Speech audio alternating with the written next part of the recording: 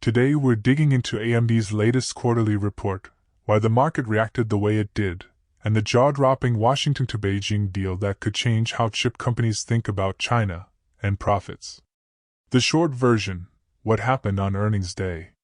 Revenue up, EPS down a hair, stocks slid, but guidance jumped. AMD reported record quarterly revenue of about $7.7 billion, which beat consensus.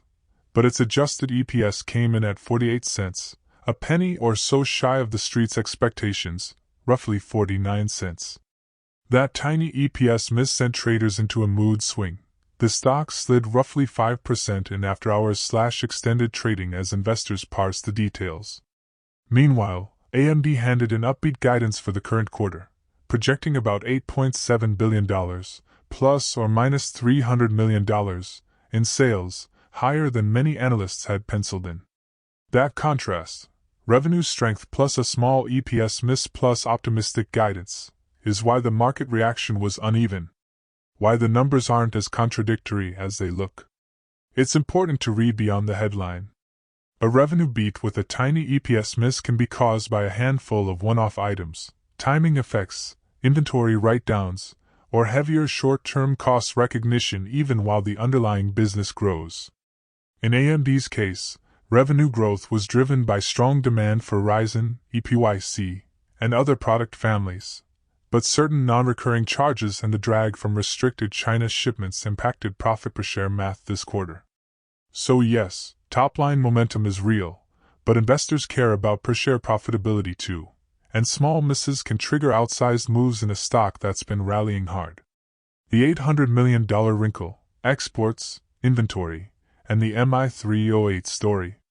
One of the gritty details behind the quarter: export restrictions and license reviews related to AMD's MI308 AI accelerators constrained shipments to China and forced AMD to take an inventory and related charge, about $800 million, tied to those chips.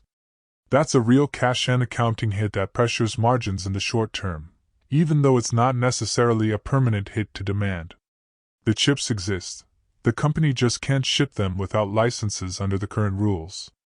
If those licenses come through, or if a regulatory deal is struck, much of that lost revenue can be recouped over time. But until the licensing dust settles, margin math looks bumpier. By the way, if you are benefiting from the content so far and want more like this, like the video, it means much to me.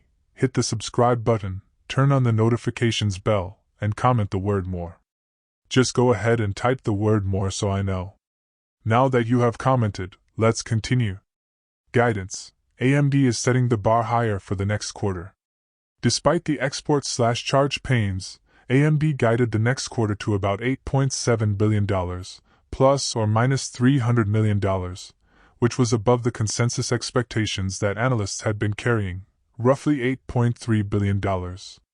That sort of forward-looking bump is important. It tells investors management expects demand to remain strong, especially in AI/data center and client segments, once temporary issues are handled. Investors like visibility.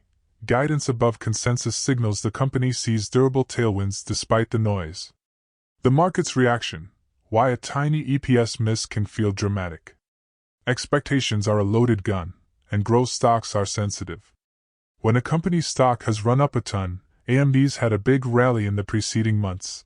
The market prices near perfection. That means even a 1-cent EPS miss or a single $800 million charge can look like a crack in the armor. Traders often react quickly to any hint that the pace of margin expansion or AI momentum might slow, hence the roughly 5% slide after hours. But remember, markets are emotional in the short term and sometimes rational in the long run. The guidance bump suggests this swing might be a buying opportunity for longer-term investors who care about AMD's multi-year AI story. The giant headline: the 15% revenue-sharing deal with the U.S. government. Here's where things get cinematic. In recent, fast-following headlines, AMD and NVIDIA were reported to have agreed with the U.S. administration on a mechanism that would allow certain AI chip exports to China, in exchange for remitting roughly 15% of revenue from those China chip sales to the U.S. government. The idea, as reported, is that the US would grant export licenses for downgraded/controlled versions of chips while securing a cut of the sales revenue. This is a novel and controversial form of economic leverage in export policy, and it has immediate commercial and legal implications for chipmakers. Recovering lost shipments. If license approvals resume at scale, AMD can ship MI308 and future MI series GPUs to large Chinese cloud providers and AI companies. Even after a 15% transfer, the incremental contribution per unit could be sizable because the cost base is mostly built. Units yield contribution margin after fixed costs are covered. Large volumes could swamp the 15% drag and still add meaningful net income. Pricing and product tiering. AMD could offer tiered SKUs, fully featured parts sold to trusted markets and slightly downgraded, but still high value, parts approved for China. The latter might be priced competitively and move huge volume. The company could claw back some margin via software, services, and optimized packaging that add higher margin revenue per deployment. Ecosystem and share gains. Access to China keeps AMD competitive versus rivals. Losing the China market on AI chips could hand share to local suppliers or to competitors who negotiate better terms.